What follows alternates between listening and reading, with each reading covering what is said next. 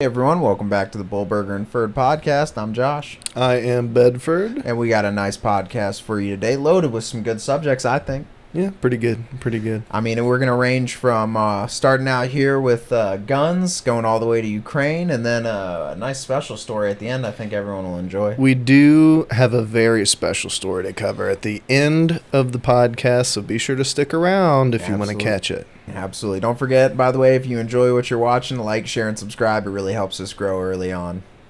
Yes. Yes, it does. All right, so getting right into it, I guess we'll start out with guns. So Trump has ended the public health advisory on gun violence.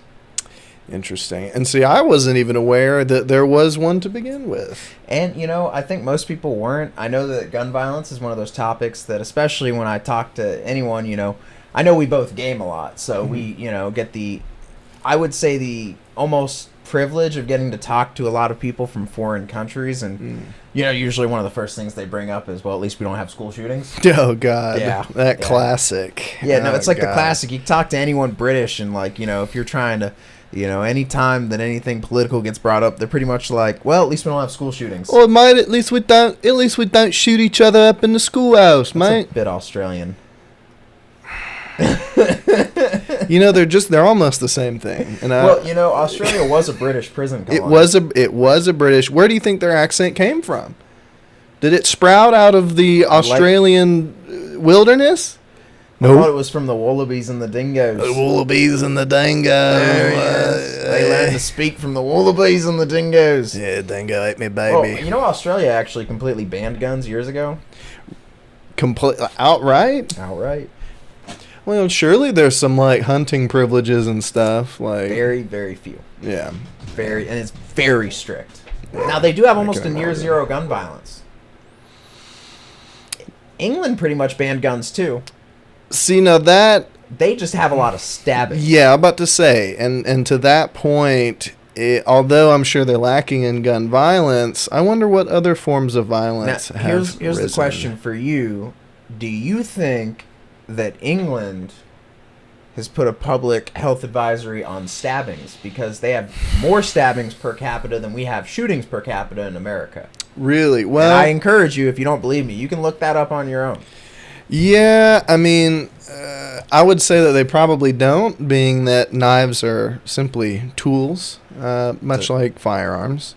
And if anything, I don't know. I mean, I think there's a ban on what kind of knives you can actually. I think I was actually looking into. No, you know what? I'm thinking of Ireland. In Ireland, it's actually totally illegal for you to have virtually any kind of knife in your possession at all. I remember they did knife buybacks in England, and as an American, I thought that was hilarious. Yeah, knife buyback, right. I don't know if it was a knife buyback, or I know that it was like a place where you could go and turn in your knives. Basically. Oh, God forbid you buy a cheap set of My question kitchen is, knives. yeah, what about the people with just kitchen knives? Like, what are you supposed to do in your kitchen? Just karate chop your food? Or bloody found this kitchen knife laying about. Mate, you don't own scissors? Cut your food with scissors. Yeah, I get what is scissors except for two knives? Hey, you know what? I will say this. If you ever eaten Korean barbecue, that's how they do it there. That's true. You use tongs and you chop up your steak in nice little strips. That's true.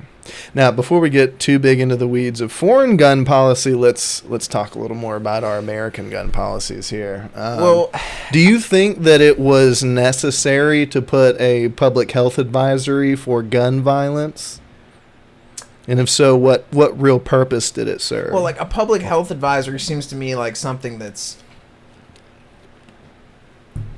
like preventable through your own measures, as in like, you know, you'd put a public health advisory if there's like a disease going around so that people know to be wary of it and to, you know, try to not be around sick people. However, if someone decides to commit gun violence against you, you're probably not going to have much warning, I would say. Yeah. So it's like, you know, how is, you know, what they want you to be more aware that it might be going on. I'm pretty sure if you live in like the south side of Chicago, you're probably already ready for a gunfight to pop off at any point. It's probably well, yeah, that's especially for places where that kind of thing is like a part of daily life. I can only imagine they're already very aware. Like for instance, I will go to the bottom of this article. So like it uses the example that 87% of Americans support universal background checks. Like, that's not already a thing. Well, see, so and I've tried to look into this a few times, and I kind of, especially if I'm talking with someone about it who's in favor of universal universal background checks. And it's like, what more is being allowed in? Because there's already background checks I've pretty bought extensive. multiple guns in my life, and I've never once not had a background check done. Yeah.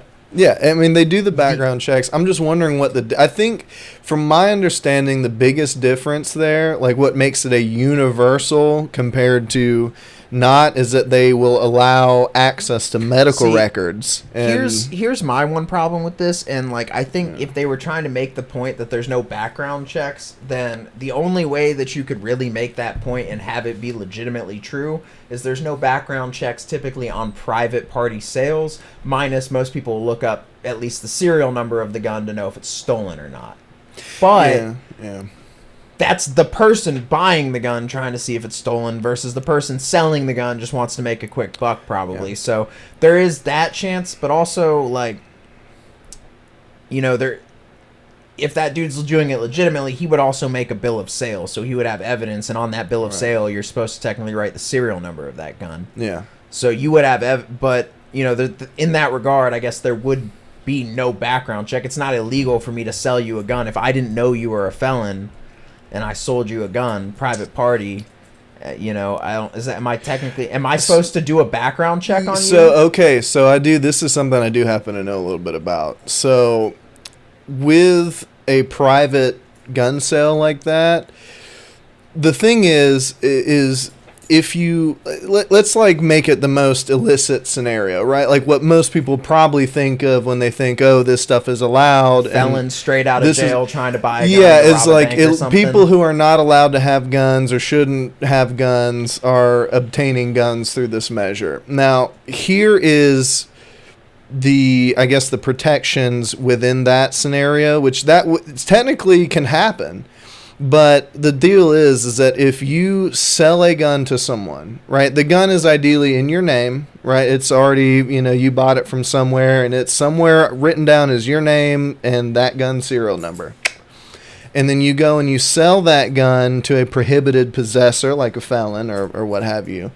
And then that person goes and commits a crime or does something illegal with the gun, or just simply gets caught with it, if in the instance they're a felon, which is illegal for them to possess, right? Those crimes and those charges that result from those crimes are also extended to you, either just as an accessory or even directly. So that's the protection from ne'er-dwelling in that scenario, is that if in the instance that they do commit some crime or participate in illicit activity, it will come... Ooh. We're good. Oh, the fan. Yeah, it will... it'll come back to whoever that gun was originally owned by. And then they will suffer this. So that's like it's a counter incentive to selling to a potentially. So that's why you would theoretically, because of that, you would want to background check, or want to, not an official background check, but you would want to, if you're going to sell it to someone, figure out if they are actually a prohibited possessor or not. And if they are, and then you do sell it to them, and they've committed a crime, and then that crime comes back to you, those charges come back to you. I would definitely wager that most people don't know that, because when I read things like this on this article saying that a whopping 87% of Americans support universal background checks, it kind of makes it, like I said, it's phrased in a way where it makes you feel like, well, then why aren't we doing universal background it's checks? Phrased to make you think that there aren't currently extensive background checking things in place. When like I said, I bought multiple guns. Every time I go in to buy a gun, I know you have too. There's a form you fill out. Mm-hmm. They say it's going to take at least 30 minutes. We have to submit all your information. Some of it's, depends on the gun store. It'll be digital sometimes. It'll be paper other times. And then you just have to sit there and wait. I've never been told that I have to wait, that they're putting a pause on it, which I know is a real possibility. Some people, will get told, hey, you need to come back tomorrow or in a few days when your background check clears, or if it clears. So, I've never experienced buying a gun without a background check personally. Yeah. And I know that they've already disproven the gun show loophole that you have to do the same paperwork at a gun show. Yeah, well, those are licensed firearm dealers, and as such, they are required to do federal background checks. But then, like, that's the thing, when you become a licensed firearm dealer, I forget what is it I forget what the licensing's called. Is it like a FFL? Yeah, FFL. Yeah. So when you become an FFL dealer, right, you gain access to the federal like background check system. The database. Yeah, the database. And that's and with your access that you're granted specifically, like you have your own code or whatever it is to get into the system and run checks, right? So that's the thing. If you're selling guns and doing commerce and transacting and not running background checks when you do, it's pretty it can be pretty obvious, you know, if you're raking in cash and not doing a fraction of the background checks for the guns you're selling, you know. And so they would be able to tell. They would be able to tell that if those gun dealers were in there committing, you know, crimes by illegally selling firearms without background checks, it would I would kind of put it like this. You know, most people take things like their FFL or, you know, I'd put it in the same realm as a liquor license. You know, you don't want to lose your FFL and you don't want to lose your liquor license, and you certainly don't want a lot of those penalties. I know they have penalties, you know, for if you have like a liquor license and you get caught selling to underage, you're not checking IDs. Yeah, well, they have the ABC board to oversee that. And I believe it would be the ATF that oversees that for firearms transacting. Like, ironically, ATF oversees alcohol, tobacco, and firearms. Yeah, but the ABC board is the one who enforces. In Alabama, at least. Yeah. So, yeah, I mean, and they do checks. Like, that's the other thing is if you know, you got to understand that the ATF is going to gun shows and will attempt to, like, they do sting operations where they'll attempt to goat the gun dealers into an illicit transaction. And if they do participate in it, they would nail them right on the spot. You know, it's like, it's one of those things. It's like, you know, that's a legitimate business. These gun dealers don't just want to get caught and fined and basically lose their ability to ever work again and have such a massive sum that they have to pay and be facing legal penalties. It's just like, for what, a couple extra bucks on a gun sale or whatever? Like, you know, I mean, I guess the only benefit to them that might be linked back to you, and as you said, if you illegally sold a gun and it's used in a crime, you can be charged with whatever. Yeah, and that would apply to the FFL dealers. If that gun was able to be traced back to them, which 9 times out of 10 it is able to be traced back to them. Yeah, you think the guy's going to be? They would face those repercussions as well. You think the guy's going to really have? I mean, you know, some people might not talk. But there's also probably the other ones where the cops are like, hey, we'll cut you a deal if you tell us who sold you the gun. And they're like, oh, yeah. This guy right here. Yeah. Here's his name, address, phone number.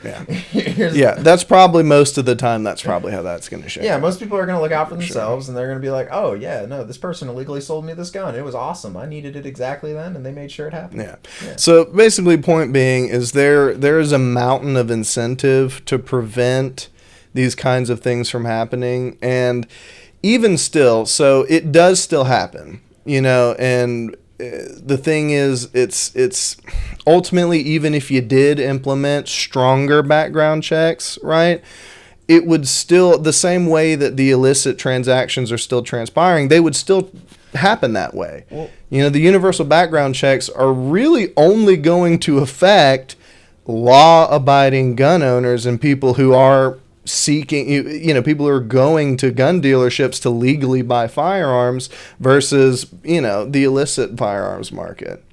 Yeah, you know, and I think Chicago is kind of a great example of that, where they have some of the strictest, whether it's buying a gun, carrying a gun, or, you know, using a gun. You're pretty much, there's almost no places in the entire city where you're able to have a gun as just a regular civilian. However, they still have some of the highest gun violence in America. Right. And when you see statistics like, you know, that between ages 1 and 19, that, you know, firearms now outpace motor vehicles as the leading cause of death.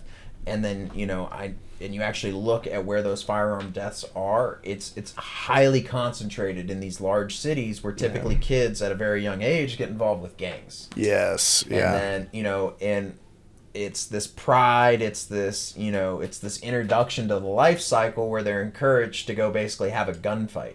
Yeah. Yeah. And that's the thing is, and here's the other crazy thing is there's this whole, like the AR-15 platform has been ruthlessly pursued as like the primary, like if we that's what I'm getting to. If we ban AR-15s, gun violence will drastically be reduced. And the truth is that the type of scenarios that are producing these numbers are not involving rifles. It's 9 times out of 10, it's pistols that can be easily concealed. Yeah. You know, and you're like, well, why don't we ban pistols? Well, because pistols are the most accessible and universally functional form of firearm. Right. Like if a woman wanted to protect herself, she's not going to, you know, I mean, women have some big purses, but there's very few women that have a purse that can fit even a folding AR-15. Not to mention there's some that fold down small these days. Not to mention getting it out of your purse in a hurry to use in a defensive situation where you might be, you know, needing it. Yeah. You know, it's probably better to have a pistol. Well, and that's the thing is the aspects and the you know, the what's the word I'm looking for? The nature of these firearms that, you know, that they might benefit crime doers. Right, the same exact benefits apply to the legal gun users. Well, I know there's also, if not more. I remember I saw a point on this, and I thought it kind of resonated with me when I was listening to it. Is how many incidents there are every year where guns are just drawn and used as a deterrent from what had otherwise would have been a much worse situation that could have potentially escalated. Yeah. Or, you know, so when you look at those statistics, you know, it definitely shows, okay, well, there's been significantly more times where guns have been drawn and not used, you know, to shoot, but used to prevent or to, you know, even de-escalate. Ironically, I know most people would see it as a form of escalation, but if it's already escalated to a point, and it's already escalated to a life or death situation for you, and you make it a life or death situation for, say, your assailant, that just changes every variable in any situation. Well, criminals are opportunists, right? And the fact of the matter is that the more of a target that you at least appear to be, right? Like the easier the target, the more likely they are to actually go through committing the crime. And that's the thing is if you have a firearm in that instance, right? Even if they don't see that you're a threat, like a concealed firearm in this particular scenario, if they don't perceive you as a threat, the moment that you pull your pistol out or whatever, and you become a legitimate threat to them, very often they'll just get out of Dodge. You know, there's countless videos of store owners or store operators or whatever who start to get robbed, and then they pull out their gun, and the people get out of there as fast as they possibly can. Yeah, they realize, they don't want to die. They want an easy lick, and then they want to get on out of there. You know, and if you provide a significant barrier to their success, the likelihood that they will disengage from committing the crime is actually pretty high. Yeah, most people don't like having a gun pointed at them. No. And especially if they were expecting to just be the one in charge, and then all of a sudden they were realizing, oh no, this is not going my way. Yeah. Now, it can be tricky because if there's also many instances where if you do pull a gun out and you present a threat to their life, they will take that as a cue for them to start trying to kill you. Yeah, and then it turns into a gunfight. Yeah, and then it turns into a gunfight. So it's and then that just comes down to a little bit of luck. Yeah. And reaction time. Yeah. Now, let's make a quick, very important point. Let's say in a scenario where guns are banned and you get into a situation where you're being robbed at knife point, and you bring out a knife and you get into a knife fight, the odds of you coming out of that unscathed or even alive are very slim. Yeah, there's no winners in a knife fight. There's no winners in a knife fight. Nah, even if both of y'all survive, there's no winners in a knife fight. There's no winners in a knife fight. Y'all, you know, yeah. And really, there's very few winners in a gunfight because no one wants to be in any real fight, especially when it turns, you know, to that. So I think getting a little too into the weeds here. I'm kind of curious to know. So, how many or between the ages of 1 and 19, how many firearm deaths there are in America? Let's see. This might have been a question for ChatGPT. So in 2022, there were 48,204 firearm-related deaths in the United States.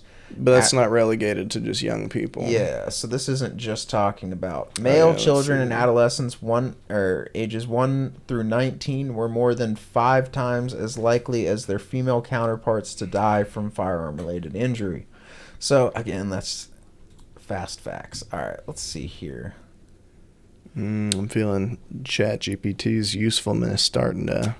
Men account for 86% of all victims of firearm death and 87% of firearm injuries. I'm going to say that that's men playing with guns.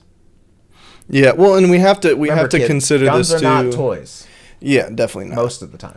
But with firearms deaths in the United States, that is simply a broad statistic. And with any type of death even remotely involving a firearm, so that's suicides, that's negligent discharges, that's, there's a lot of stuff that isn't people shooting other people that attribute very greatly to the gun death statistics. So it's important to make that distinction. Well, yeah, I would also say, and it says even here, I believe suicides mentioned in here is that some groups have higher rates from firearm death.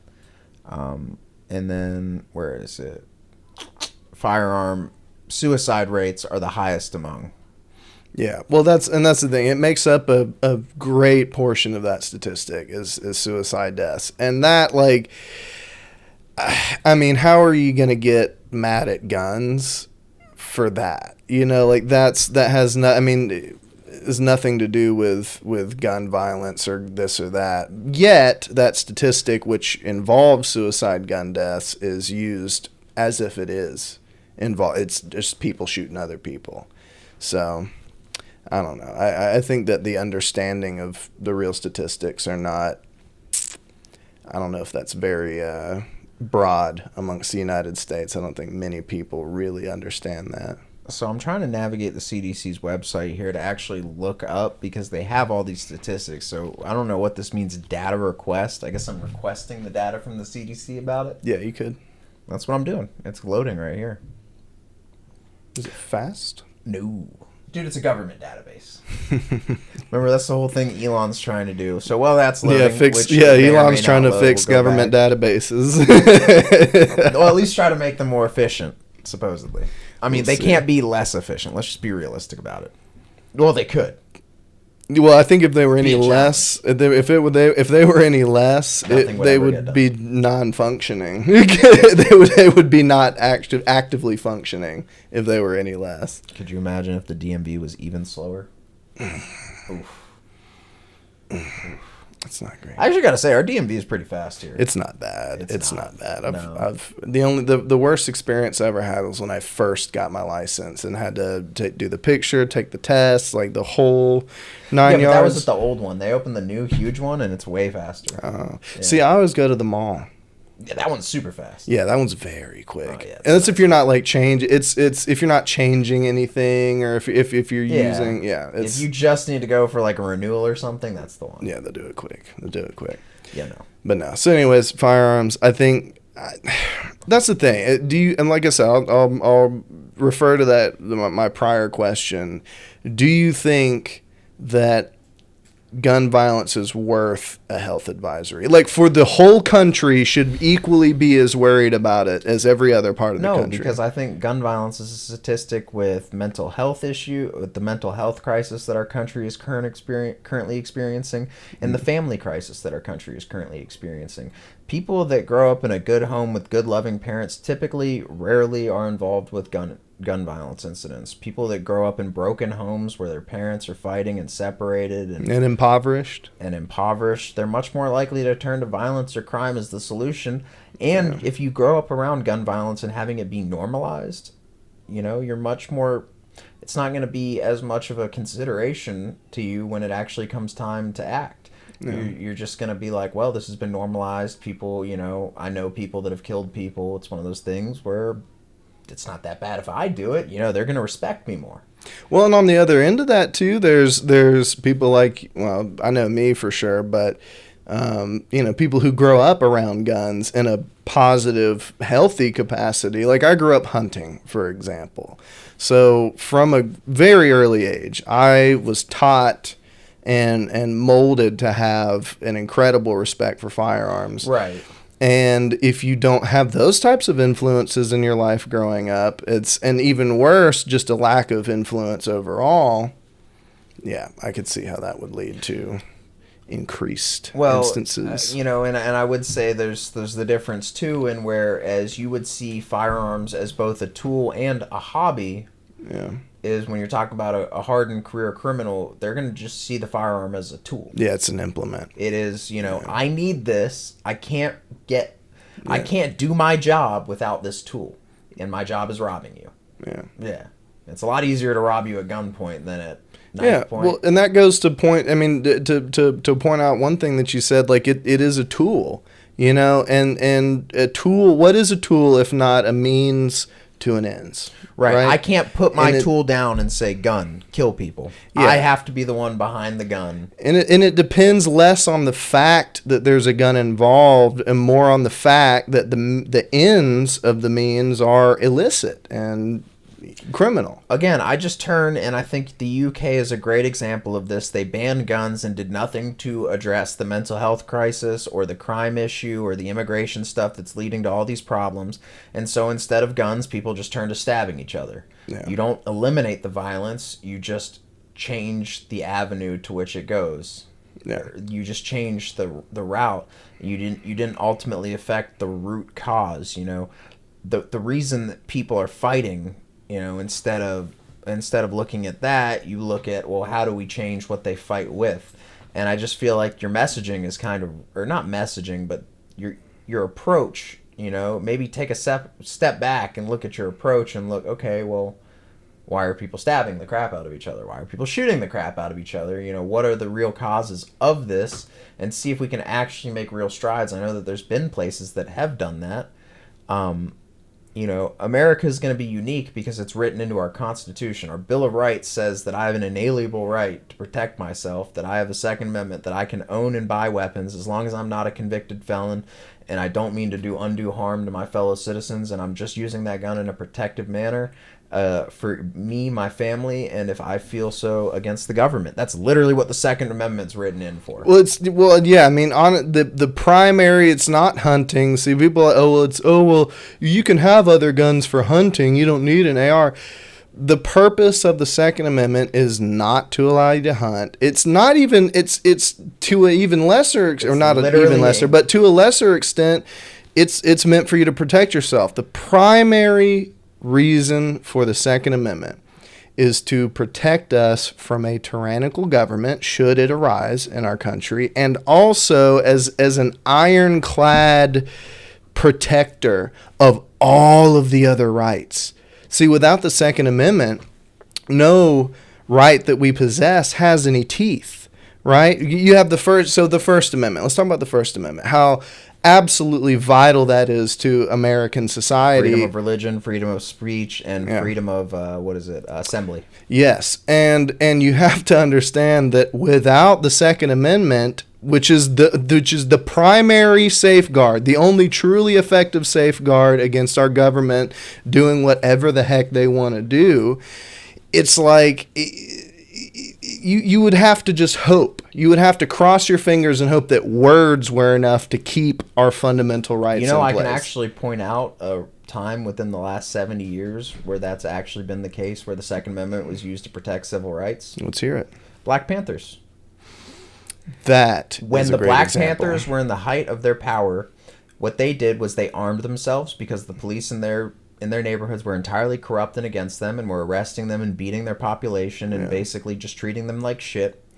The Black Panthers arrested themselves, appointed themselves basically the police force. They got crime basically down to nothing in their area. And when the police tried to come in, they literally stopped them with guns. And they said, no, you are tyrannical towards our people. We have a Second Amendment right. We're policing this area now.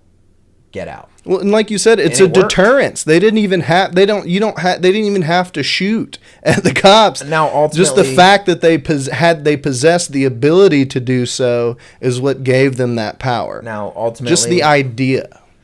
Now, ultimately, our government is very good at undermining messages. You know, if you look at the Black Panthers are a good example. I would also say Occupy Wall Street.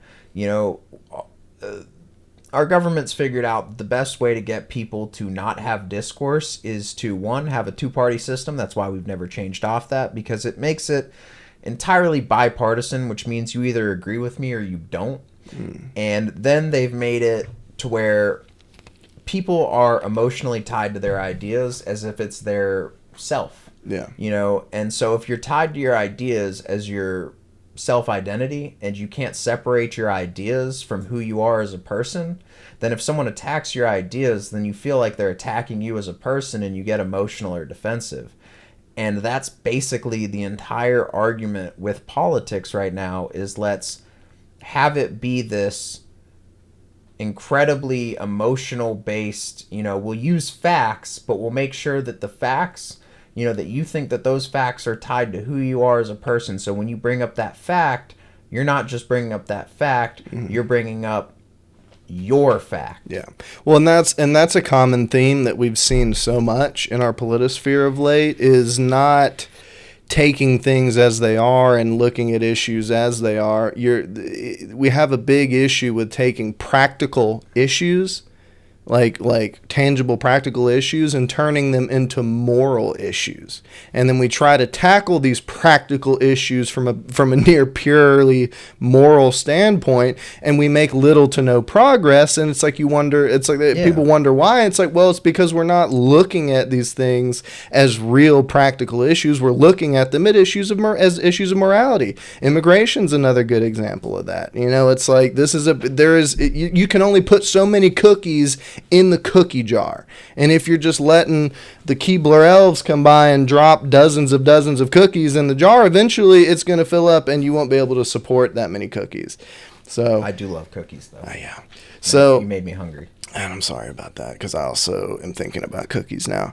But that's the thing, is if we were to look at gun violence and gun problems in America as practical issues, which is what they are, right, instead of moral issues, I think that we'd make a lot more progress.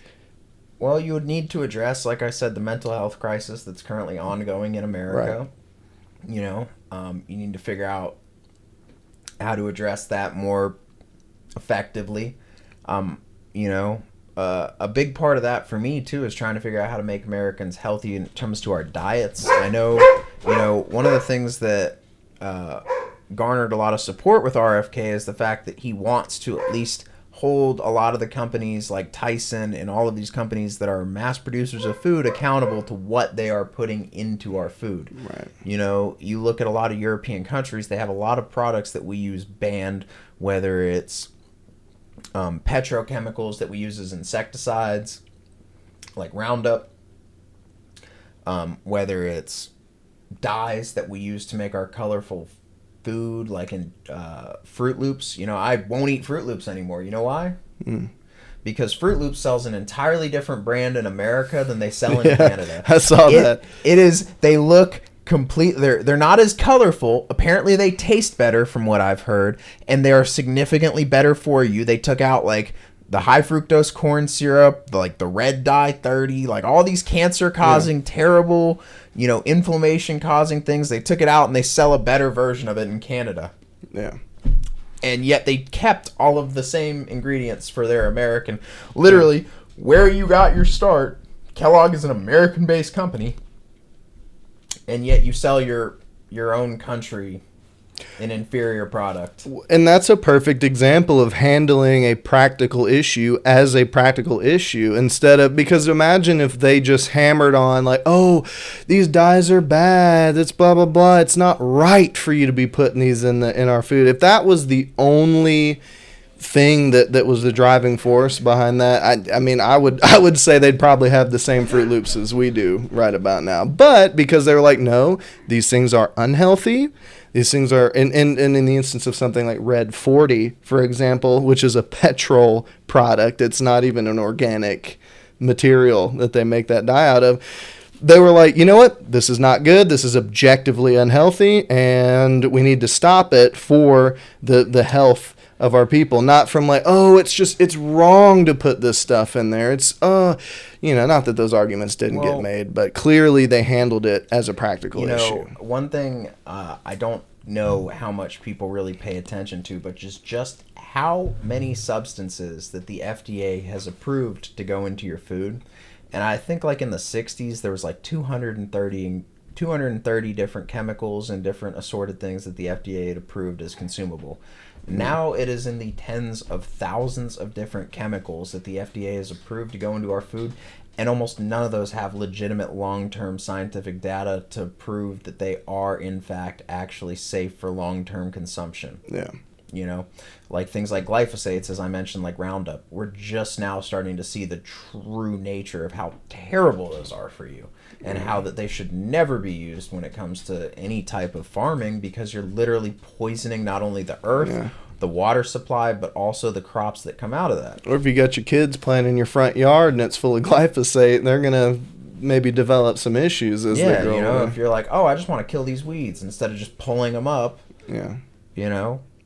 go spray some Roundup on it. Yeah, and see notice how we're able to discuss this as a practical issue instead of like, oh, those poor kids, or the farm. Oh, it's just so like we're not trying to play to emotion. We're just trying to be realistic about it. Yeah, you just fully realistic. Like, nope, this is a problem. It's proven to be an issue, and we need to do away with it as a result. Bing, bang, boom. Now there would be consequences to that. Like I said, we need a more effective insecticide that's not, because you have to acknowledge, especially with farming, bugs are a huge issue, right? Animals, pests, everything is a huge issue. If you're a farmer and you're losing a lot of your crops to to bugs and parasites and an insect or into animals, well, then you're losing your profit. So, but there also has to be a consideration. Look, if you end up losing 15% more crops to parasites and insecticides, or and to to animals, well, but your crop is healthier and it's not making the people that eat it sick, I would say that's kind of a worthwhile trade-off in my eyes.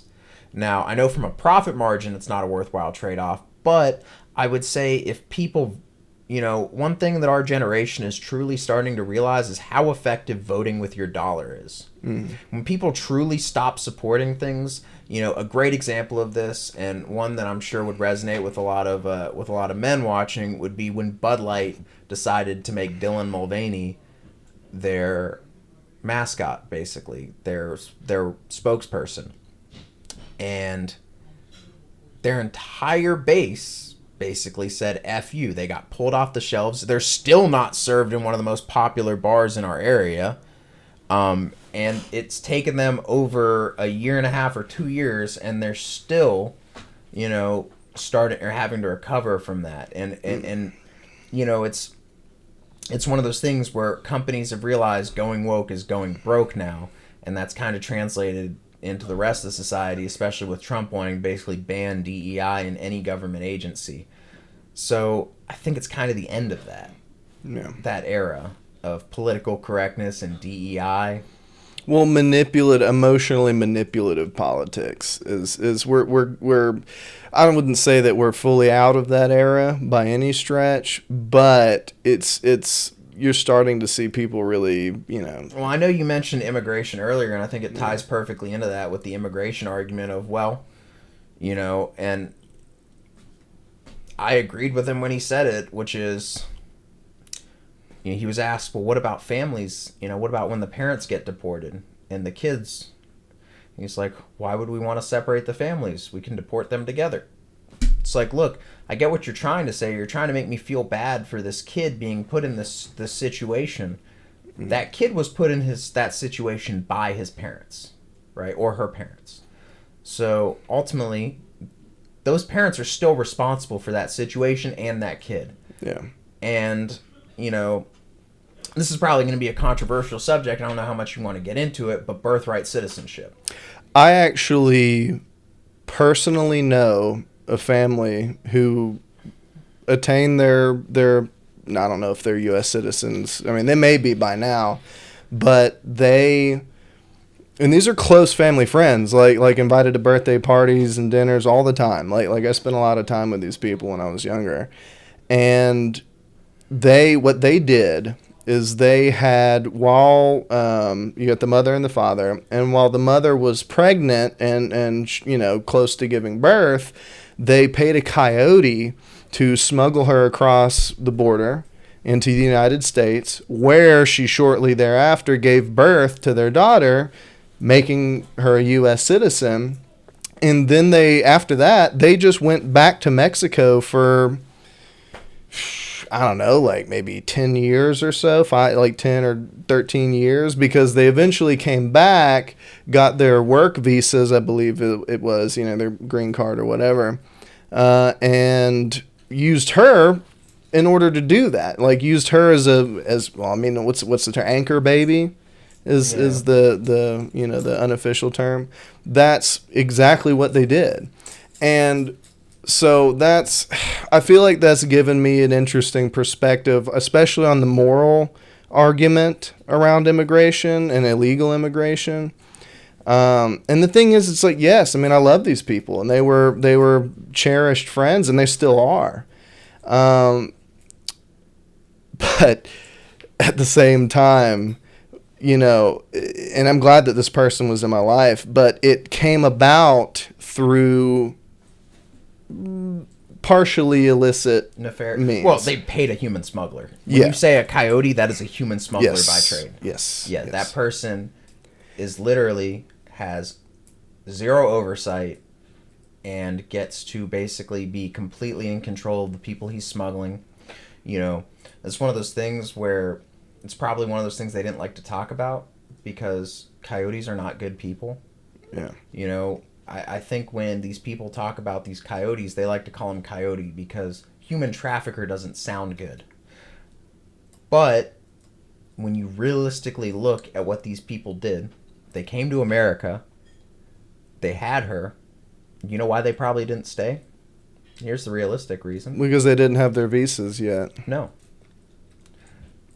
Because when you get smuggled in through a coyote service, typically they will set you up in a city, they have partnerships with businesses, and they will get you an illegal job, paid under the table.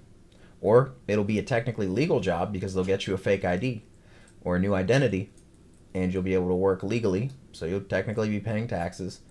But most of your money that you make, because the cartel got you that job, they can control your paycheck, and they continuously basically subtract almost every penny you make until you're between $10,000 and $20,000. So you're saying they more than likely couldn't afford to continue to pay the cartel to keep them in America. So they had to go back to Mexico to pay off their debts, and only could move back.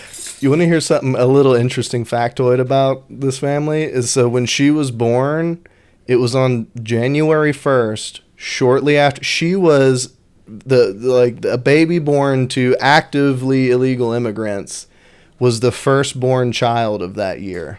So she was in the newspapers, like I've seen the imagine that might have been why they had to leave. A little bit awkward. That might have been a little awkward for them. Parents were like, the newspaper or the news reporter is like, "Congratulations, guys! Your baby is the first baby born this year." And they barely speak English, and they're like having no news story, no. And the guy's like, "No, we really want to do a news story about your baby. This is crazy. It was the first baby born this year." And the guy's like, No. Yeah. I mean, they did do an article. I didn't read it, so I'm not sure how much the parental situation was discussed. Can you imagine getting deported because the news wanted to do an article on you? I mean, listen, they may have gotten deported. I don't know, like that part. I know how they got here, and I know why they came, but what I don't know is how they got back or why. And so, it's just one of those things. Immigration has been used as a very empathetic issue, where it's been one of those things, and Americans are kind of at this point where it's like, look, stop playing to my empathy. They're here illegally. It affects me in some way, whether it's through my economy or crime statistics, You know, whether that be gang violence or petty crime and petty theft. You know, especially in bigger cities. You know, there's this guy named Cash Jordan I like to watch. He does, you know, he goes around New York and he talks about all the different problems in New York. And he brings up a lot of really interesting points when it comes to immigration, which is that to establish yourself as an illegal immigrant in New York, you know, if you don't have one of those cartel set up jobs, your best avenue to make money is to go and commit petty theft and try to sell it on the street. Yeah. So not only are you already here illegally, but then now your best and most reliable way of making money is petty theft and larceny. And because you're going to have to break and enter typically too. And so you're basically immediately having to go to committing minor crimes after committing a pretty major crime of illegally crossing the border. And, you know, it's just propping up an entirely huge underground network of basically human trafficking and human suffering. Yeah. Well, and we've seen some of like the Trende Aragua. Yeah, I think it's Trende Aragua. Yeah, Trende Aragua. So that's, I mean, you can imagine what happens with that. I think there was one, I guess, I don't know what you'd call it, coven section of the gang. Can I just say? Yeah. They really need to work on that name. It's not that catchy. Trende Aragua? That's like a, you know, that's a mouthful. I'm sure it's a lot more imposing if you speak Spanish. Just call them the TDA. Do we know what Trende Aragua like even means in English? If there's a translation, yeah. See if there's a translation for that. Look, yeah. Because it could be big mean sons of guns, you know, or like nasty monster people. Translates to Aragua train. Aragua train, but what is Aragua? So Trende is like train of something or something train. What does Aragua mean? Oh, so it's the Venezuelan train. That's a Kinda pretty dumb. cool. I thought it was. I think it's dumb. It's kind of cool. I think it's kind of dumb. It's kind of cool, man. It's kind of cool. You know, like trains are a big deal over I there. like trains. Trains are a big deal over I there, like man. trains. That's like, you know, it's not like they've got, you know, like Aragua jet, Aragua car, Aragua truck. Technical difficulty. No. Let me fix this light real quick. I think the train part is pretty good. I think that's pretty tight. You think so? That's a pretty cool gang name for real. I mean, Be like the Chicago train. I would say their name. We could, you know, we'll agree to disagree about the or name. like but Alabama. definitely, I think we can agree on. We're a part of the Alabama train gang. That sounds like kind of gay porn. You know, I knew that's where. Okay, as soon as we figured out it was train, my mind did go there. Ah! And I knew for a fact yours did. I was waiting for you to say, "What are they running trains?" So I was just waiting for you in to set Venezuela. me up, to tee me off. I should have teed you off sooner so we could have got that one out of the way. You just knew that, you know, we had to get to maturity a little bit, but you know. But anyways, back on topic. So, whatever. So that guy, the one of the leaders of, there was a individual cell. That's probably the best word to use. A cell of Trende Aragua. Twende Aragua. Yeah, the Twende Aragua gang. Twende That's Aragua. all scary. Oh, nice. Twende Aragua. Anyways, so he had actually been caught and deported before. And they just brought him right back to continue, you know, leading the gang and doing. Him back. He probably came back. Well, yeah, but he through what means? Probably the cartel. Probably with the understanding that he would continue to do gang operations if he was, you know, brought back into the U.S.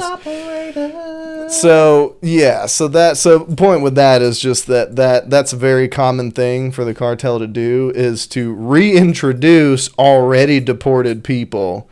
And I'm assuming, I would to some extent assume that if in fact my family friends did get deported the first time around, that's likely what happened. They just brought them back. No. Or they just came back. Or they just came back. Yeah, because You know, their daughter's an American citizen. A lot of illegal immigrants are just people that overstay their visas. So because when you go, good majority. you can have like effectively like a couple day pass into another country, right? It's like a visa is typically like 6 months to a year, or to even 3 years to work in that country. Yeah, but like you can go up to Canada and just go over for the, like if you go up to, and I almost did this, I was looking into it when I went up to New York, upstate New York, and went and saw Niagara Falls. I wanted to go see the other, frankly, cooler side of the falls. The Canadian side is a little bit cooler. Is it really? The one that they take all the cool pictures of is on the Canadian side. I see. Yeah, it is an incredible thing to see, but it's not as cool as the pictures. It's still very cool, but compared to the pictures, make it look insane. And maybe if you took a helicopter ride, which you can do without a passport, which I also learned, maybe it would have looked a little cooler. But it was magnificent. Anyways, yeah. So I guess you can. So I would imagine that maybe what they did when they came back was their daughter's already a citizen, so she can just come back, right? She has no issues getting back into the U.S. and staying. And then I imagine what you might do with that, if they did it or not, I don't know, is either get a temporary, like a visit pass type of visa or whatever, and just overstay it, or get a work visa and overstay it. But, that... Regardless, I think we're getting back to the main point about birthright citizenship, is it incentivizes parents to break the law to give their kid a chance at a better future, while propping up the cartels, which are known to cause massive amounts of pain and suffering. They're the ones that really benefit from this. I would argue that even though it might take longer to do it legally, you would do it from a much better position. It's yes, I understand wanting to take that shortcut, and I understand how frustrating it could feel, and how you could feel like it's a never-ending process having to go through the legitimate way and gateway to citizenship. But you would be much better set up. You would speak the language. You would know the history of the country, and you would have a general respect of America. Well, and be able in a way that I feel that you just wouldn't have if you just gained access. It's the same concept of someone earning something for themselves versus just being given something.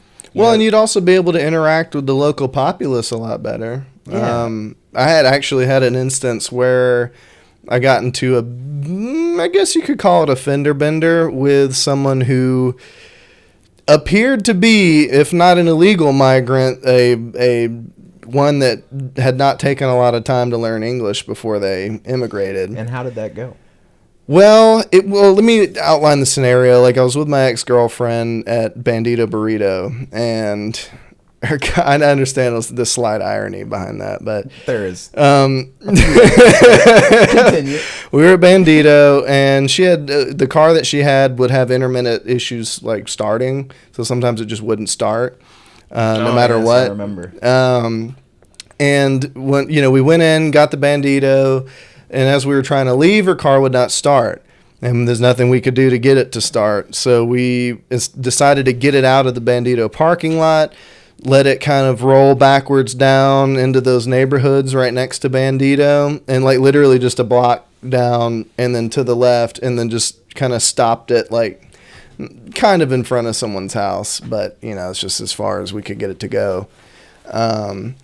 That person then a little bit later, while we're still trying to figure it out, comes by, and I guess they had a preference to park in their front yard, which we were parked in front of, because we couldn't move the car.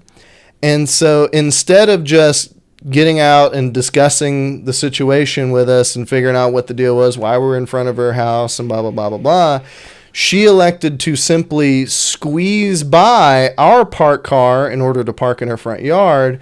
And while she did, scraped up, side swiped with her car, the front left quarter of our car, which had a brush guard, so it didn't really do any damage to our vehicle, but she just shredded the side of her car. Oh, I can imagine there was probably some good. Yeah, we're sitting there like, what is going on? And she shreds her car, gets in, hops out, and runs right into the house, which had a chicken in the backyard, a pet chicken. Just a single pet chicken? Single pet chicken. Maybe, not a coop? No, just a single pet chicken. And she just ran inside and just flipped the blinds. And we tried to talk to her to explain, but she just very clearly did not speak English. And so there was no ability for her to have an understanding. We're like, hey, our car is broken down. We can't move. Like she's like, oh, something like maybe you need to move. And we're like, well, we can't move it. It's broken down. Like it's not turning on. Just Leroy Jenkins. And instead of, like just said, screw it. And just and shredded the side of her car. You think there was a moment when she was like, fuck it. I don't know. Probably not in English like that, but her inner thoughts were probably not in English. Well, I feel like we've pretty well covered immigration, so I think this is a big story to get into today because I know we had talked about it on the last podcast because, I feel like Ukraine and Russia is kind of a roller coaster. It's like, oh, we're talking about peace talks, and Russia's not interested. And Russia's saying things that they might be interested.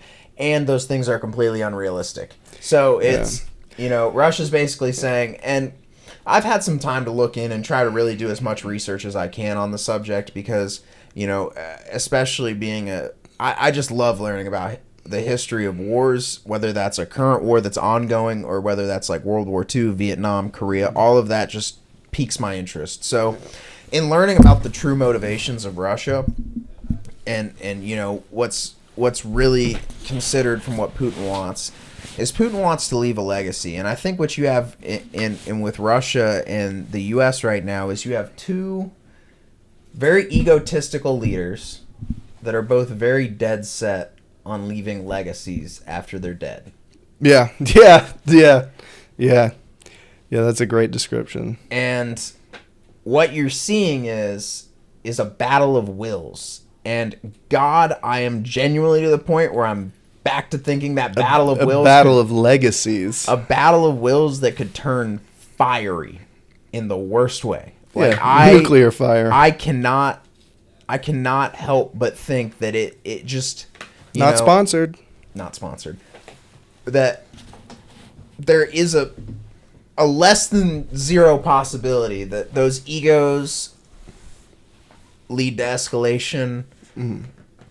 Europe's already talking about sending peacekeepers. Russia stated they're vehemently against that. Peacekeepers, like soldiers? Troops. Yes. Yeah, let's call a spade while we're at it. Yeah. And boots on the ground.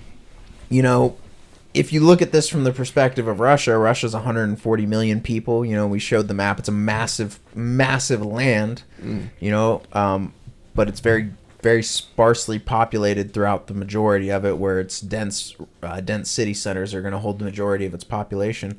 And then you talk about that the EU is 540 million people, with at least about 200 million of those being military-age males, and the U.S. being about 320 million, with about 180 million of those being military-age males, or 120 million, something like that, being military-age males. And you start to realize that Russia feels the need to not only expand its territory and its population, it wants to, it wants as much of Ukraine's citizens and land as possible, trying to rebuild the USSR. But they also want to weaken NATO as much as possible because it makes it as easy as possible for them to expand. And I think that's kind of what you saw was Trump getting played a lot. I'm not happy, and I don't think most Americans are happy with what we've seen from the EU. But we can also call a spade and say that Trump did get played by Putin. The EU is not in a better spot than it was. Yes, Trump did make them take actions to try to get into a better spot. But ultimately, the U.S. canceling intelligence to Ukraine for a week and cutting aid only helps Russia. It only gives Russia the benefit in negotiations. Yeah. Well, I mean, effectively what's happened, to put it simply, is that we put the ball in Russia's court, and then they served it right back. Yeah. And it's what is it that they said specifically? What are the specific grounds for which they would agree to a peace deal? So this is, we were talking about, he said that a comprehensive truce could only work if foreign military aid and intelligence sharing with Ukraine completely came to an end. Again, that's one of those things where it's basically like, call a spade a spade. You're basically saying cripple my enemy, and that's the only way that I will come to the negotiating table. U.S. intelligence, we talked about this in depth. U.S. intelligence is one of the most powerful assets in the world. We have the largest network of spy satellites, some of the best and most reliable network of intelligence operatives that work in Russia and throughout the world to make sure that up-to-date data is getting back to the people that need to know it so that they can get it out to the Ukrainians so that they can combat Russia's forces, so that they'll know ahead of time where troops are gathering, where they need to send their forces to defend, key assets that Ukraine can strike that'll hurt Russia's ability to offend or on offenses, data on best ways to destroy Russian military equipment. There's so many different ways that the U.S. is helping Ukraine, and while I can understand why Russia would want that to come to an end for them to come to the negotiating table, it's not realistic. The U.S. would basically be compromising Ukraine's ability to defend itself just for the potential at peace talks, when then Russia would feel emboldened and want to try to, and literally what they did. And remember, we were looking at the map and we were thinking, wow, that is a lot of shelling and conflicts. And that was literally because that's exactly what Putin was doing. He didn't slow down any advances. He didn't prevent anything. He increased assaults. He launched ballistic missile strikes right after we announced the Saudi Arabia, or where we had that meeting with Ukrainian officials in Saudi Arabia. Literally right after that is launching ballistic missiles into Ukraine. That's clearly not a sign of I'm ready to come to the negotiating table if you just saw on TV that your enemy is talking to I guess we would be I'm not going to say unbiased, but we're supposed to be the mediator. And the mediator just came out of mediating with Ukraine, and your response to that mediation is to then shell them. Yeah. And to try to assault. And from a Russian perspective, and from Putin's perspective, it looks bad if he comes to the negotiating table and he has to give back land because Ukraine currently holds land in Russia. I think that's an important thing to remember, is that with the Kursk offensive, Ukraine was able to take back, or was it the Donetsk? I don't know. There's so many weird different names. Yeah, it's hard to keep track of. Ukrainian offensive into Russia, they took actually a pretty significant quantity of Russian land, which they've been able to hold some of. They have been pushed back from that region. But ultimately, they do hold Russian land, which does make, Putin is very, very aware of his legacy, and that would be a huge stain on his legacy if not only he invaded Ukraine and had nothing to show for it, but because he had to give back land that he had taken to get back land that was previously Russian. And I just don't see Putin. Again, we're in a battle of egos. We're in a battle of legacies. And Putin is going to battle as hard as he can to prevent that stain on his legacy. And that's what terrifies me, because I legitimately think Putin would rather have the stain of nuclear war than admitting true defeat, that he cannot create the Soviet Union of the glory days, which is crazy to me that those are the glory days when they had mass death executions and constantly purged their military officials and officers so that they could never have anyone actually semi-competent, because no one who was alive. Yeah. Because they spoke up. And speaking up meant dying. Yeah. No, well, let me ask you one question, Joshua. Actually, maybe more than one question, technically. But what is our real incentive? Like, what is our true incentive in supporting Ukraine against their conflict with Russia? Where does the overall benefit come to the U.S. from being involved in this conflict the way that we have been? I think that's a pretty loaded question. I mean, direct benefit, there's very little direct benefit to the American populace as a whole. Military-industrial complex, or the military-industrial complex, Boeing, Lockheed Martin, BAE Systems, there's a few more. All of them, this is fantastic for them. Yeah. Not only are they getting battle test data on all their weaponry, equipment, and vehicles, but they're also getting to get rid of old stockpiles, sell off weapons that they wouldn't give to the U.S. Army because they're out of date, just to see how they would have worked if we were in a peer-to-peer conflict when they were in their heyday. And it goes back to what Mitch McConnell said. This money, a lot of our aid money, this isn't going to Ukraine. This is going to American defense contractors. So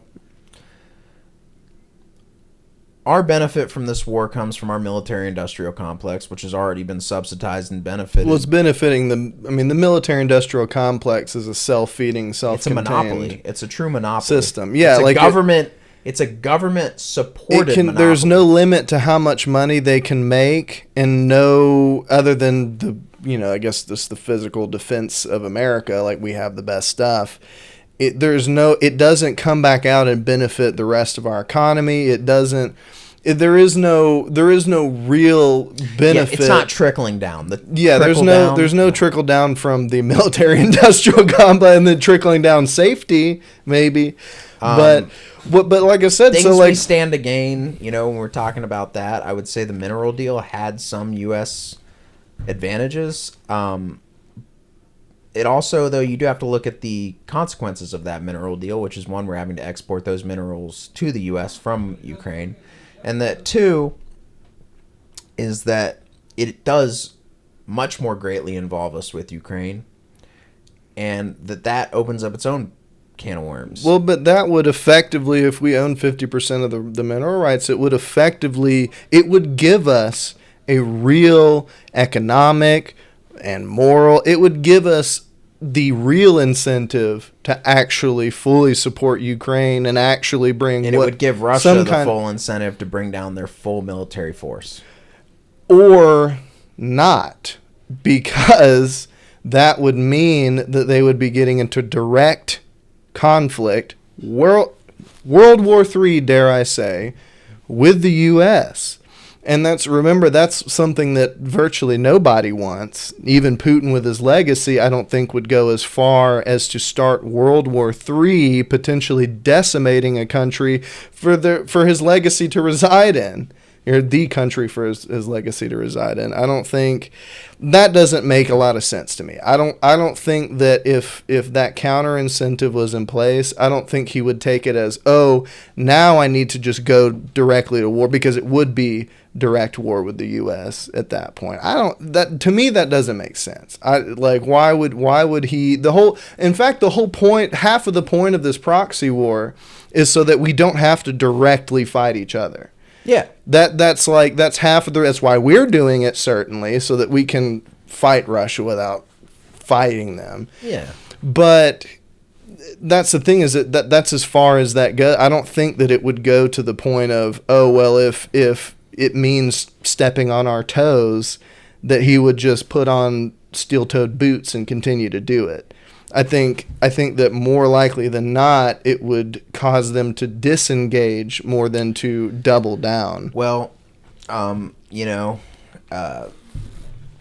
is something to think. Now, when you look at this, that Russia insisted that the two leaders agreed that the leaders agreed that the movement to peace and energy infrastructure ceasefire will begin with an energy. Okay. So they're going to begin with energy and infrastructure ceasefire, so that Russia will stop targeting Ukraine's energy. So they're dipping their toes into the water. So now they're going to follow it by a maritime ceasefire on the Black Sea.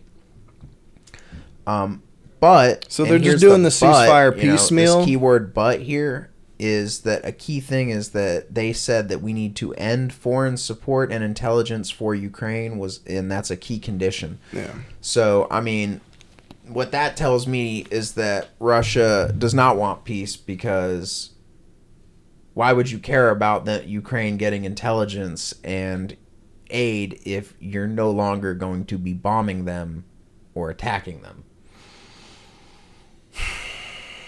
if Ukraine is already willing to stop shelling you and to stop attacking your military and your infrastructure, then why do you need them to stop getting the information on how they could fight back if you were to do that to them? Like, well, it's just, it doesn't, that doesn't scream peace to me. Well, let me ask this. Does the continued support of Ukraine in those regards, does that denote a willingness for peace on our side?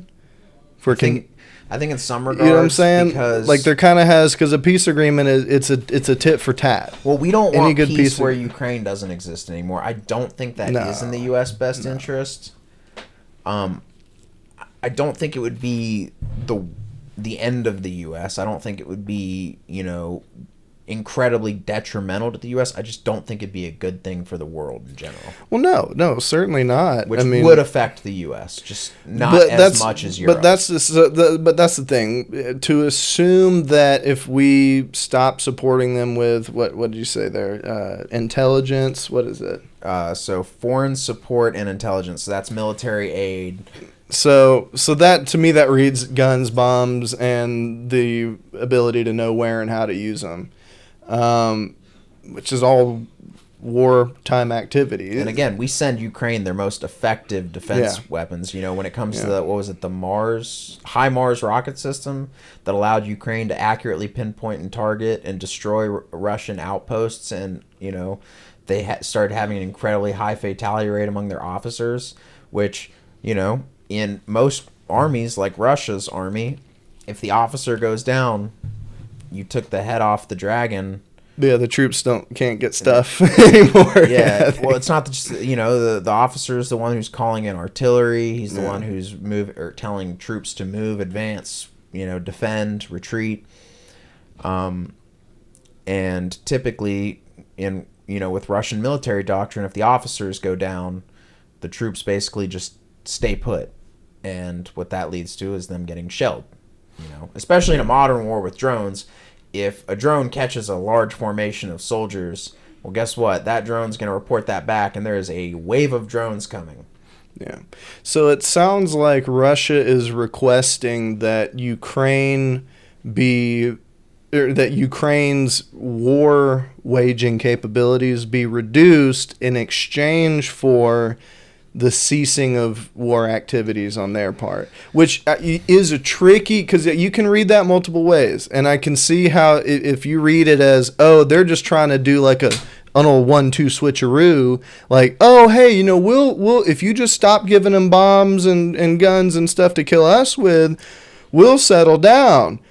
Wink, wink, nudge, nudge, right? And then we do, and then they take that lack of support, which effectively, they're not just going to, the moment we stop sending them guns and bombs and drones and whatever, they're not just going to run out, right? So that's assuming that, we stop the aid, they run out of all this stuff to a capacity where they can no longer resist Russia, and in that quick little moment, actually, we lied, we're going to start attacking Ukraine again, and we're going to sweep them because they don't have any of your stuff anymore. And what I don't see here is that could be the plan. I don't think there's any way to know that even with remote certainty. There's just not a sentence following that says, and Russia is also willing to cease their wartime economy, because Russia is in full-scale wartime economy. They are, you mentioned that last time. Yeah, they're producing artillery shells at a rate that we hadn't seen since World War II. Yes, so they are ready. They can keep this up for a while. Their economy has not been crushed by the sanctions like Europe and the U.S. thought they would be able to do by sanctioning them.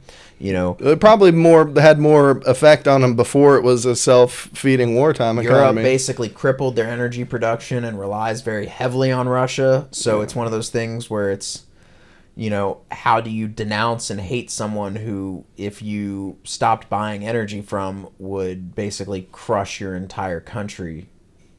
And what was that? Remind me, what was that pipeline that we didn't destroy? The Nord Stream was the one that got canceled. No, maybe the Nord Stream was the one that, but yeah, the one that we totally for sure just absolutely didn't blow up at all. That we just didn't do that, or our allies didn't do it. Nobody did it. It just blew up. Yeah, it was the Nord Stream. Yeah, Nord Stream.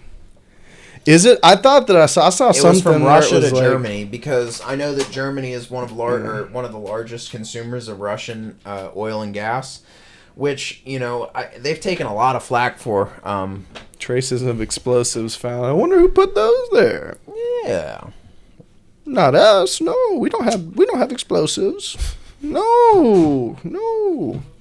Well, it's. Let's see here. Yeah, I just don't think you could definitively say they're trying to bamboozle us. It could just as much be a legitimate progression to peace without Ukraine being on the complete ass end of that. Pardon my French. As we were saying earlier, it's the Russian leader who already, so Putin already saw that Trump was willing to cut off aid to Zelensky, especially after that outburst they had in the Oval Office and that whole fight, And I see this. He's trying to get him to repeat it. And that's kind of what I'm saying. And it also puts the ball back in the U.S. and Ukrainian courts, because now Russia's saying, okay, well, we'll come to the table on a ceasefire if you completely cut off Ukraine's intelligence network again. And it's just one of those things where we're back on the roller coaster and we're at a dip right now. And hopefully it just keeps going up from this dip. We'll see. Negotiations had to be had. And I think, we spent a good bit of time on this. I think it's time we get to the final topic. The special story? The special story. Oh, you guys are going to love this. I'm sure a few of y'all probably saw it because I didn't hide the tabs too much. But if we look here, this man was convicted by a jury of his peers for stealing a golden toilet from an English palace. Which English palace was it? Well, let's read.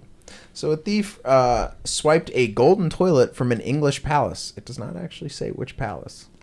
What kind of trees it did? Bellingham. Bellingham? Bellingham. Bellingham? Where's that? Right here. Sorry, I'm not a British. I don't know how to speak across the Pondonese, dude. I don't know what a Blenheim. Blenheim Palace. Blenheim. That was an L. Yeah, it's small letters. Yeah. But so this toilet was apparently insured for $5 million. Now, is it solid gold or is it gold 18 plated? Karat solid gold. Okay. Let's get this one out of the way.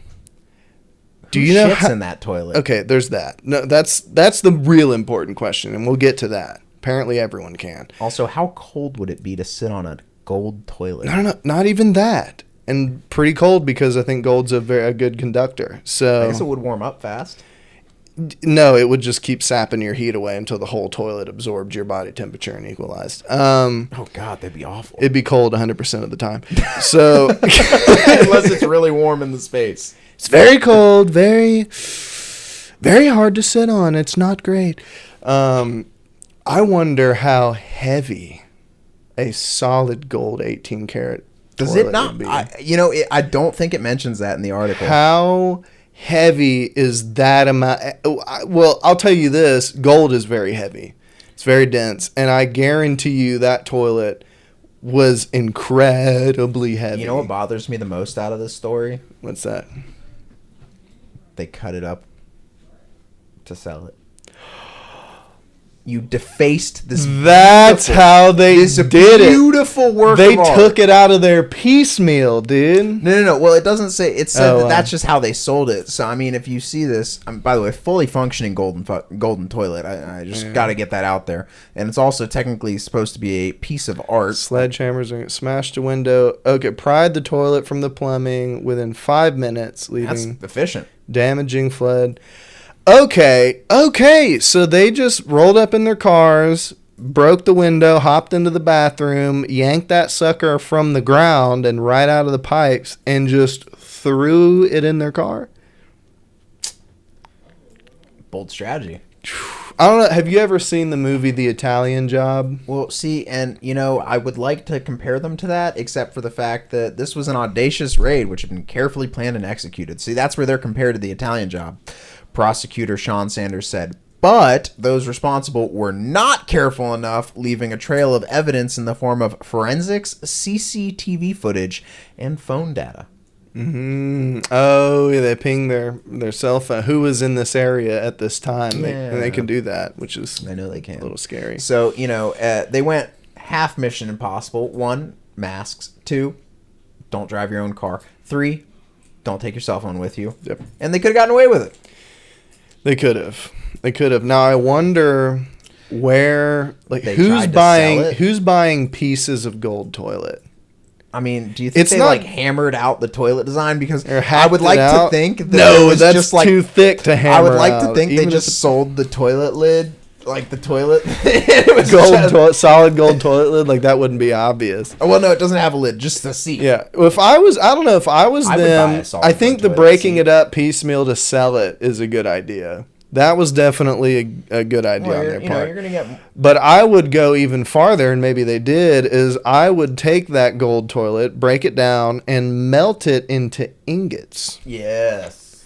Completely removing it from its toilet form and factor, and make it to where you're just selling gold bullion. Do you think it might have been a little suspicious? They bring it to the pawn shop, who was just alerted to a $5 million golden toilet being stolen. And just suddenly this guy comes in here with an 18-karat chunk of toilet and is like, hey, man, how much can I get for this? And the pawn dealer is like, I don't have enough money in the store to pay you for that. the opposite of that. At that point, he knows that's part of a crime. So he's like, I'll give you $1,000 for it. It's worth like 10 grand, right? That's if they would accept lower. So that's what I'm saying. But if you melt it into ingots, you get to sell it at actual gold dealers. But do you think the people that didn't wear a mask? They didn't wear a mask? Well, I mean, if they were caught on CCTV and it's probably you can get other details. It didn't say they brought a mask. It said they brought a sledgehammer and a pry bar. It didn't say they were masked up. Well, maybe there's this meticulously planned thing, and they didn't think to put back. Yeah, they have actual. Let's see. We might see if they here full screen that real quick. Oh yeah, let me make this full screen for us. Oh no, they did wear a mask. Oh my God, they did disassemble. They took. Wait. Oh come on, zoom back out. Get clear. So they definitely took the seat off. Yeah, but you know what they did was leave their car fully exposed. Look, there's their license plate. Okay. Blue Volkswagen Golf, license plate Foxtrot Papa 63, and I can't read the rest. Dude, they used a small hatchback car, which is very much like the Italian job. Oh, look, there's the second CCTV that caught them.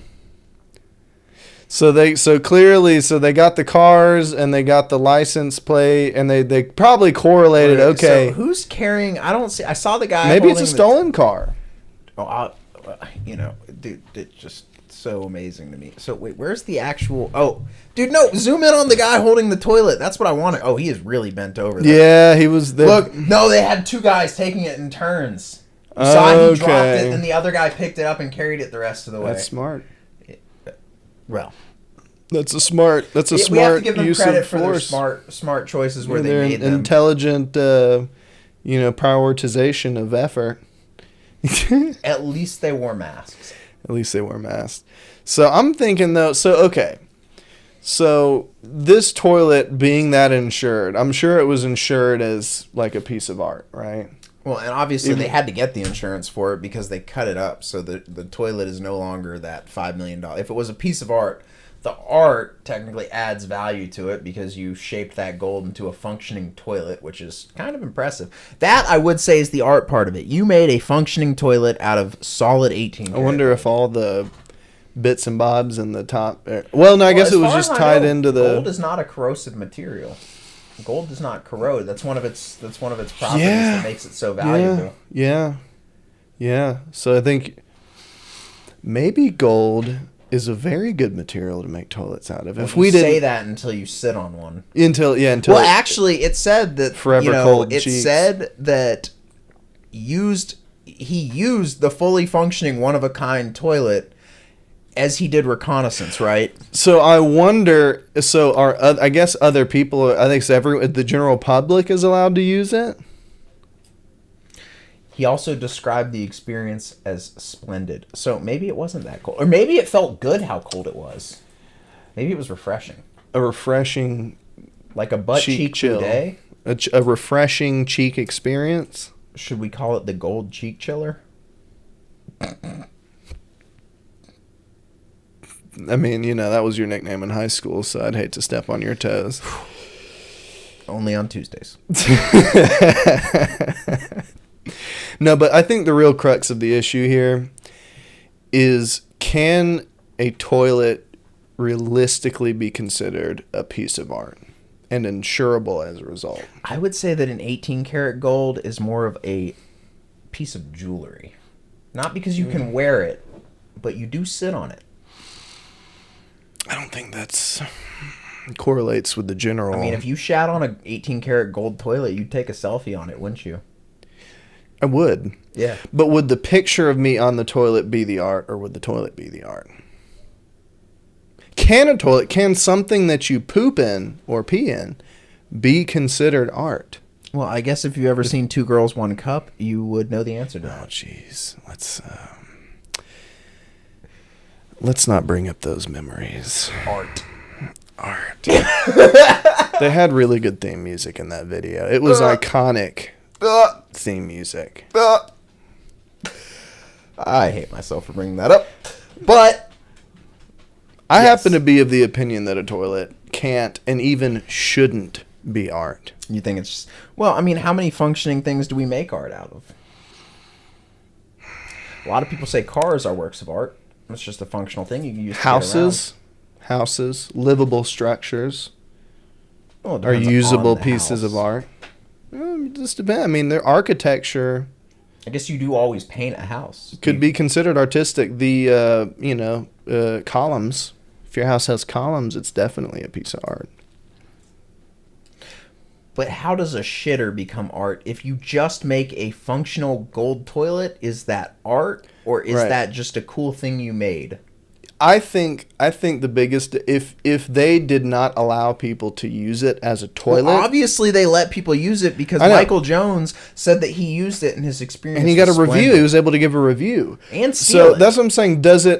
I think the biggest difference as to whether or not it's a piece of art would be what is its primary function? Right? Is it primarily used as a toilet, or is it primarily appreciated as a piece of artwork? Well, who stands in a bathroom and just looks at a golden toilet? I would. I probably would too, honestly. I don't know if I'd even use it, frankly. I'd have to. If I installed a golden toilet... I mean, how else are you going to take a selfie using it? That's true. But if I were to install a golden toilet in my house, in my primary bathroom... It would simply be a toilet that happens to be made of solid gold. Let's be realistic about this. Not a piece of art. How many zeros would need to be at the end of your bank account before a golden toilet is on your even list of ideas? That depends on how good you are at panning. Well, no, if you could simply collect enough gold from the rivers of our great nation, you could forge... and shape your own golden toilet. And it doesn't have to be a traditional toilet. It could be... I feel like you need to watch Gold Diggers on the Discovery Channel. I have seen it before. These dudes work an entire season to maybe get a jar full of gold, and you're talking about an entire 18-karat gold toilet? It depends on how bad you want a golden toilet. Yeah, I'm saying it'd be cheaper at that point to just buy the gold outright. And here's the thing. It doesn't have to be... So, I'll give you an example. If you got enough gold to make a miniature model, like a model of a toilet in gold, that would be definitively a piece of art because you can't crap in it. Or probably you can crap in anything. But weren't we saying that the part of the art was its functionality and your ability to I don't think so. I think its functionality as a toilet directly goes against its status as a piece of art. So you think it would need to be non-functional to be art? I think that a fully golden, non-functional toilet would be... Yes, I think that you would have to designate it as a piece of art because it's not a functional toilet. Its functionality actually removes it from art. Its functionality, in fact, removes it from its artistic credit. That's what I'm propositioning here. I think that's a good idea to chew on. I also think we've been going for a while, and I think that might be a good place to end I it. think it's a good time. Well, anyways, guys, thank you so much for watching. If you stayed until the end, thank you so much. Don't forget to like, share, subscribe. Like I said, it really helps us grow as a channel, and yeah, thank you guys so much for tuning in. Yes, thank you guys very much. And I hope that you enjoyed the golden toilet discussion.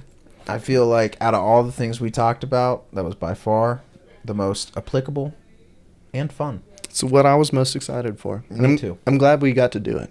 Me as well. Well, alrighty, y'all. Till next week. Indeed. Y'all be easy.